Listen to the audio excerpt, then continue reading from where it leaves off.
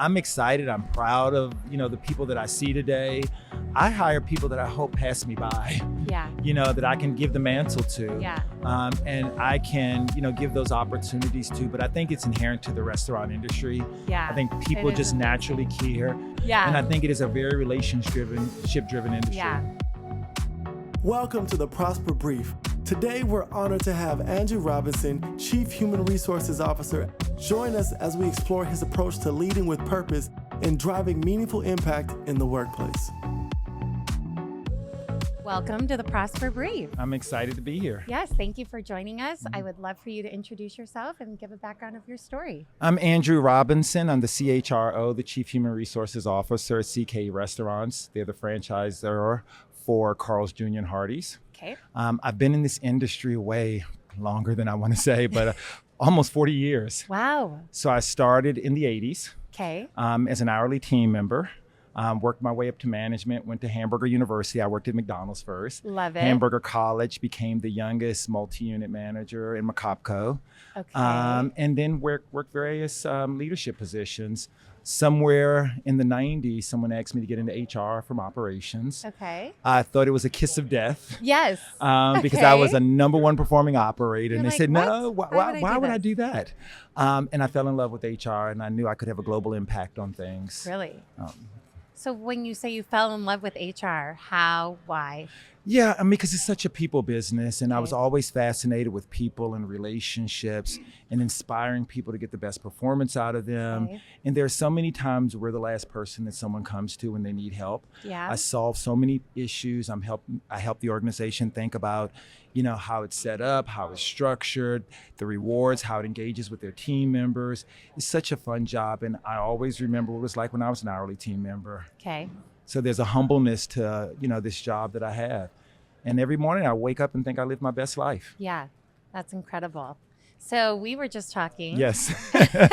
Tell us how many children you have and their ages. I have 5 boys. I have 2 8-year-olds, a 6-year-old, and 2 5-year-old twins, all boys.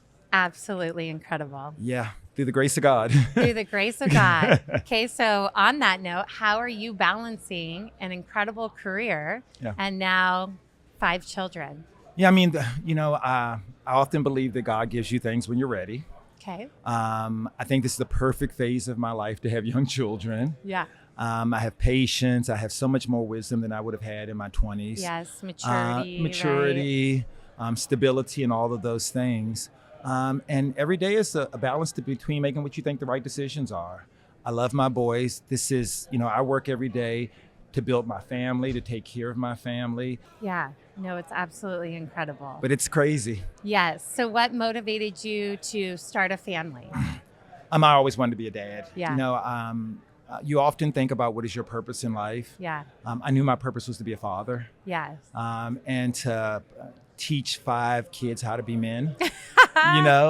So I knew that was my purpose, and everything that I've done in my life to this point has been for that purpose. Yeah, that's absolutely incredible. Yeah. I know you're doing a fantastic job. On some days. Yes. Now, do you want your children to go into food service hospitality? I want them to be happy. Yeah. Whatever that is, I want to afford them the opportunity to be able to make decisions for themselves. Okay. But at the end of the day, I just want them to be happy, productive young men. Yeah. So you spoke about, I feel like a common theme in this industry is a lot of people that do start out on the floor and work their way up. How is that journey? What is that journey like? How do you recommend people navigate it? Wow, when I started in this, I just wanted to get a part-time job. I was in high school and I wanted to make money. And I will tell you how long ago this was. I made $2.65 an hour. That was minimum wage. When I became Tally now. when I became a swing manager, I made $5 an hour.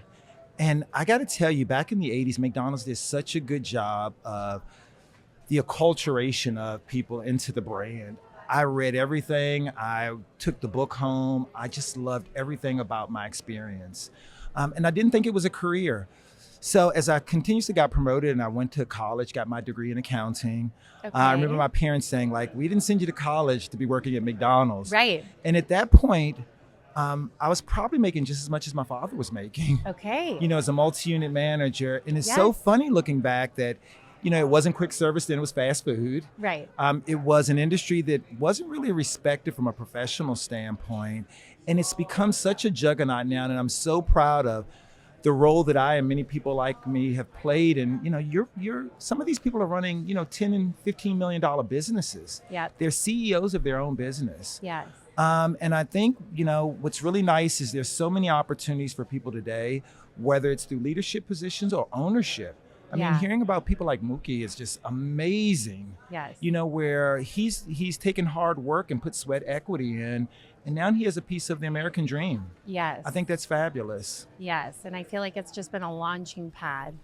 And it is so interesting. I feel like no one knows how quickly you can climb the ladder and how much you can make. To your point of like your parents being like, what are you doing and flipping burgers? But I obviously heard about Chick-fil-A and how well people get paid being a manager of just one store. Yes. So why do you think people maybe don't know that?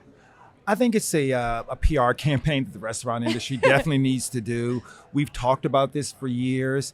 When I go to high school and colleges and talk to them about this as an opportunity, parents don't want their kids doing these type of jobs anymore. Right.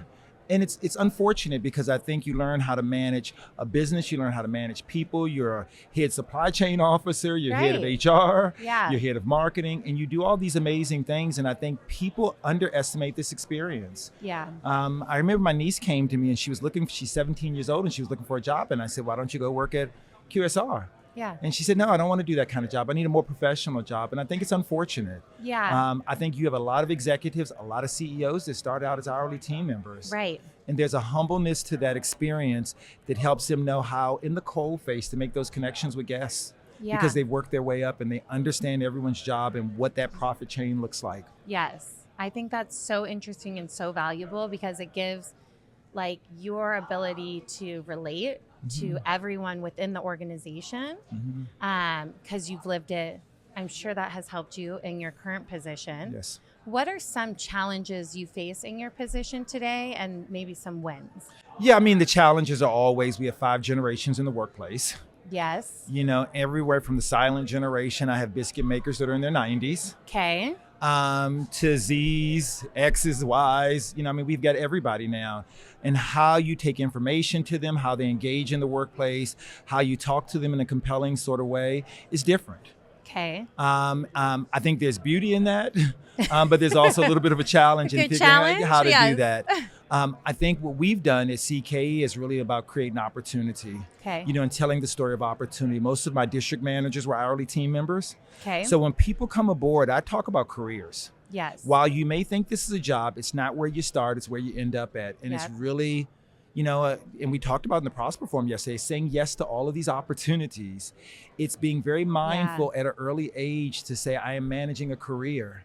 And be very thoughtful about all the experiences that lead you to something. And you may not know early on what that something is, but taking all the experiences.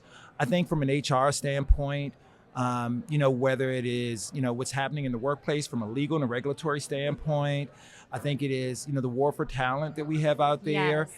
Years ago, restaurant people just worked in the restaurant industry, retail folks worked in the retail industry. There's just a collapse of industries right now. And I'm competing against someone at Uber who can monetize their car and get paid every day. Right. I'm competing with Google. I'm competing with everyone for the best experience. And that's why it's so important that people feel an affinity to your brand and you built that affinity and you built that higher purpose. Yeah, that's incredible. It is so interesting because I feel like a common theme we hear is the war on talent. Yes. Why is that?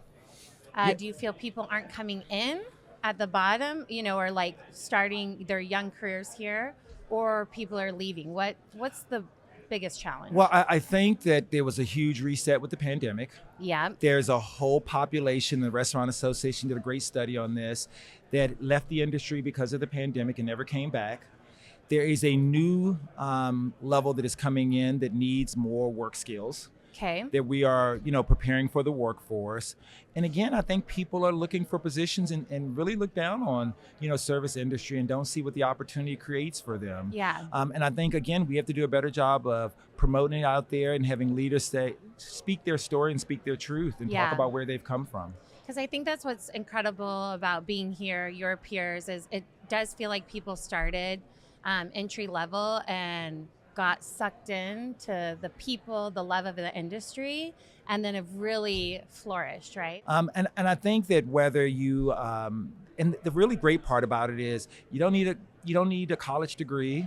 Right. You don't need a lot of prerequisites. If you can drive results and you can have an affinity towards managing people and get the best performance out of them, you can go to the top. Yes, I mean, you can be a CEO. You can have multi-million-dollar contracts. Yeah. And I think that's the wonderful part of this industry is that nothing is a prerequisite to get to the next level. Right. So it's interesting you mentioned that. Do you feel like, the need of college degrees are going to go away? Do you think maybe that will cause an influx of more people looking into this industry? Yeah, I mean, I'm someone that went and got a college degree. I think a college degree is good, so I'm not downplaying it. But for the person that college isn't right for and wants to go into the workplace and create a career, this is a wonderful opportunity. Yeah. And there are so many skills that you don't learn in college that I learned, running a multi-million-dollar business. I was 18 years old and I was running a $5 million McDonald's. I mean, And while my accounting classes were great and my business classes were Right. great, it wasn't like that real life experience of understanding what my decisions were and what those impacts were and actually seeing from a profit statement. I was Yeah. responsible for 150 people, yeah. their livelihood, I mean, at their 18. success at 18 years old. And there's beauty in that. Yeah, no, that's so empowering. Yes. So where did it take you after that? I know you mentioned starting there, but what was your next journey? What was Yeah. some of the moves, shakes? What would you do over again or maybe not? Yeah. I mean, we all love our journey. This is going to be too funny because you guys may not even remember this. I left McDonald's and went to Blockbuster Video. Love it. They don't even exist anymore. And Blockbuster at the time was bigger than their top 50 competitors. Yes. And this is when the video business, we rented Sega and Nintendos and Oh, yeah. VCRs and all remember. of that. Friday night. Yes, and I Place would to be. and whenever the weather snowstorm came, my whole walls were rented. But it was owned by Viacom at the time, and they were a multimedia conglomerate. And it was just a really good experience. I started out as a district manager, became a regional director of operations. Must have been about 24, and I had all of Washington, D.C. reporting to me. Okay. So about 88 locations. And at that point, I had only worked in fast food, wanted to experience something else, wanted to see how it didn't go home at nighttime smelling like grease. Fair enough. I worked at Starbucks. Yeah, I so- get it. You're like, I can't get it off of me. just had to figure out how to do something that's a little bit different. So I did that, and then I worked for a home building supply place. It was a predecessor to Home Depot. They were Okay. called Heckinger's, Okay. Builder Square HQ. Became a vice president, had 175 million in volume responsibility. Wow. And at that point, someone tapped me on the shoulder to get into HR. Okay. They were owned by venture capitalists. Okay. My HR leader had left the business and they said, Andrew, you'd be great in HR. And I said, oh God, those are the academic people. I don't want to be in HR. I Like, want to be no, where the come business on. happens Yeah. at. And I was a top performer. And I remember thinking to myself, what have I done wrong? Yeah. Like I'm putting the best numbers out there. I've got the biggest sales increase and all of those things. And they said, no, you have developed people. You get people promoted. You're a Wow. connoisseur of talent. And that was when HR wasn't as complicated as it is today. I decided at that point to go to law school. Okay. So I had read this book by Earl Graves, who said that intellectual property was becoming a big segment from a legal standpoint, and it's Okay. not only protecting the company's physical asset; it was their intellectual assets. So I started going to law school. I did my first assignment in HR, and it was a wonderful time because we only had one other HR person. I was doing my own position papers for EEOC. I was doing my own human rights things. I was doing my Wow. own wage and hour, and I had the right type of applicable experience. So it was a real good breeding ground for me. And I loved it. I worked until we closed the last location. Okay. And then I was hired by the Gap. Easy. So I was the second HR person that they hired Really? for Old Navy. And it was just, working for a brand that was growing, Yes. growing so quickly. And back in those days with Performance Fleece, they were just the hottest brand around. Oh. We couldn't keep up with the sales. We couldn't keep up with the units. We were opening locations left and right. And it Right. was just a wonderful growth company. And Gap was a really great company that knew how to balance support functions, had great HR infrastructure, had great tools and processes in place, was very evolved from an organizational design standpoint. standpoint, just really did some really powerful things. Okay. At that point, I was recruited by the Limited Brands. I worked for Learners, Okay. which became New York and Company. Okay. Yes. Familiar with that. And a leader, Kevin Finnegan, who was my mentor, moved to the Limited Brands, and I followed him there. Okay. Had my first time working in a unionized environment, so I did my collective bargaining and all of that. And along the way, once I got in HR, there were certain experiences that I wanted to have. I wanted to work in a union environment. I wanted to work for a public company. I wanted to work for a private company. I wanted to work for a company that was probably on a downward spiral, a company that was in high growth. Yeah, look because at you. all of those things really give you rich experiences from an Yes. HR perspective. Went to Bath and Body Works from there, got promoted from New York company to Bath and Body Works. And then I did my my entrepreneurial thing. I went and worked Good. for Lifetime Fitness. Okay. So pre-public, I worked for a gentleman called Brahma Krati. Okay. Started Lifetime Fitness. This was before they were on the cusp of going public. Okay. Was really exciting being a part of a leadership team that took it public. I was the head of HR.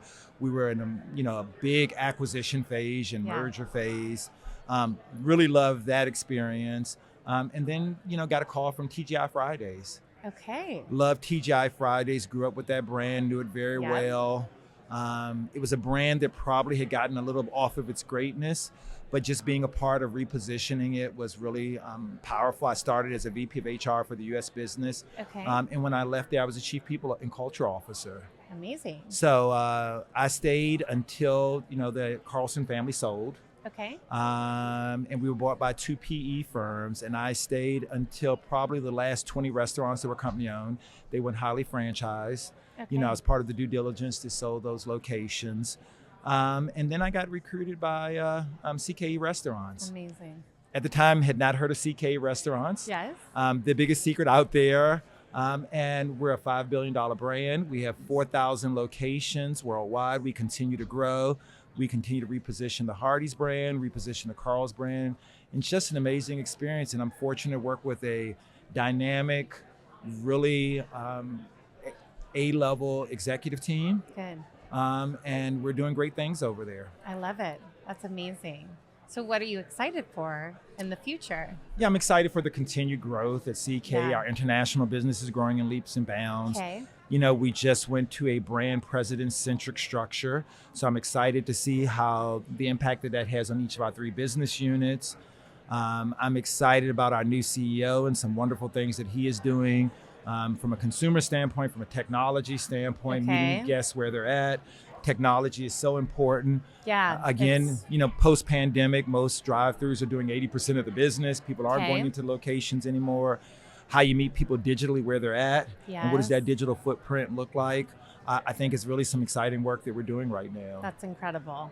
And all things, a little bit outside HR, but all encompassing. And I'm excited to be here at Prosper. Yeah. I think this is a wonderful opportunity, and I, quite honestly, I'm jealous and wish their program existed when I was coming up like this. I know. Can you imagine? So I would have leaders that, when I was the first African American on most executive teams that I Okay. worked on, I didn't have that role model. I learned through hard knocks and Yep. by making mistakes and having people that, while they didn't look like me, cared about my career. And I think Prosper creates this, place where there was a void before, where you can talk to other leaders out there. We have some amazing leaders in this industry. Yeah. And young people making these decisions today have so many people to choose from to either cameo, their relationships and what their career trajectories have looked like, but just to ask a lot of questions and figure out how they fit in. Yeah. Something I mentioned when I was speaking with Michael Beecham, I feel like the access to the C-levels, and maybe it's just this event, but I feel like it's very welcoming, very warm, where prior to entering this industry, I was in software sales, and it felt like C-levels were almost out of touch, right? They weren't as close, and this is, again, just so welcoming. Is that how you feel as Yeah, well? I feel the same way. I think because this is such a people-intensive business, it's all about the people, and you have so many people that have done multiple jobs here that they really believe this, the old proverb about each one teach one and push and pull. People are really committed to getting, that next generation ahead. I mean, there are people that I mentor regularly There are people that my peers are mentoring regularly that want to give back, that want to see and be whatever role they can play with this next generation. I'm excited. I'm proud of, the people that I see today. I hire people that I hope pass me by, that I can give the mantle to, and I can, give those opportunities to. But I think it's inherent to the restaurant industry. I think people just naturally care. I mean, I come here and I see people that I knew 20 years ago, and the first thing you do is hug them and kind of catch up. And I think it is a very relationship-driven industry. Yeah, it's like everyone's family here. Yeah, everyone's family here. So speaking of mentorship, yes. I know myself, like when I have reached out, wanted to be mentor, I didn't always feel like what are the right questions? How I want to, maybe if I don't take up too much of their time, they'll like me more. Or this environment of how do I do the dance of being respectful, but also making sure I'm getting developed and I'm on the calendar. Do you have any advice to our accelerators or to young people that want to really capitalize on a mentorship and how to make sure they're being professional? Yeah, I think you have to be really thoughtful about the time that you spend and be planful. The mentoring that has worked the best for me is when I have mentees that come prepared. They have questions. They have advice. They have real life stories they can talk to me about, their career advices. And I don't necessarily have all the answers. I'm helping them think about the decisions they have to make, because what was the right answer for me may not be the right answer for them. Someone that is committed to the mentoring relationship. It's more than just a program, but it's something that they really want to maximize the opportunity for. And then as a mentor, finding the time and the space, I'm very thoughtful about not taking too many mentees because I want to have that time to spend, the quality time to spend with people. But I think, thinking back to my younger self, it definitely would have been, make sure you're prepared. Make sure you stay on top of what those relationships look like. Sometimes you're going to have to be a little aggressive and get on the calendar. To make sure that, because life happens for a lot of executives. You have to be flexible. And I also think, do your research. I think too many people come with questions that I kind of say are cursory questions. Do a little bit of research. Be just very thoughtful about the time. The other thing that I think is, use all the technology you have out there. Some of my mentees will text me. Some will send me a LinkedIn message. And at my age, I'm getting used to all the different ways that people reach out to you. So some are conversations, some are Zoom. But, find out what your mentor, find out what that rhythm is and how you can both effectively communicate. It works for both of you. There are times, just flying out here, I was texting someone some advice. Good. And I couldn't have gotten on the phone with them, but they needed something in that moment, and I wanted to make sure I was available to them. That's incredible. So, they'll work that out with their specific mentor, but... And don't only look for people in position. Look for people that really care about mentoring. People that care and are invested in you. I know everyone wants to be the mentee to the CEO. CEOs have a limited amount of time. There's a whole lot of different C-suite folks out there. Find out the commonality of the experience that you guys have and what possibly builds that relationship that makes it rooted in a little bit more than, just you getting ahead. So make sure there's an authentic connection. And sometimes you have to do those, a little bit of research on the person. Even cross-divisionally, I'm already learning so much, right? And I've really only been in sales most of my life. Now I'm VP of business development. And I think you get so heads down in your lane of okay, do my job. If I do my job, so great. But sometimes you got to look up and even... I think there's richness in that cross-pollination. I'm a more analytical person. I actually, while I don't have a mentor now, I do have my peers, and I seem to gravitate to creative people. Because I think it's a right brain, left brain thing, and you want to balance yourself out, and you want to have someone that thinks very differently from you. And it's critical to your process and your journey, and is probably scaling things a little bit different. I think the other thing that's important is giving back. So I am the past chair of Mothers Against Drunk Driving. I was on the board of directors for Susan Komen. So I want to make sure that people give back to the community. Too much is given, much is expected. And I think those things are important to make sure that you're balanced. I think that brings a lot to every day for sure. Brings a little more meaning than just trying to get that paycheck. Makes you a good human being, and we need a lot of goodness in this world right now. We do. Well, one last question. Yes. What has been your favorite part of Prosper so far? Wow. Hattie and Scent. But just meeting, whether it is the accelerators, Yeah. having them come up and introduce themselves, having people through the app send me questions, Good. and just seeing old friends that I hadn't seen in years. This Yeah. has been a really good experience. And being the father of 5 kids, this has been a vacation for me. So, yes. Well, thank you so much for joining Thank you. the This is podcast. great. We appreciate it. Thanks, everyone. Bye-bye. Thank you for tuning in. If Andrew Robinson's perspective on purposeful leadership inspires you, be sure to subscribe, share, and join us for more impactful discussions. We'll see you next time here on the Prosper Brief.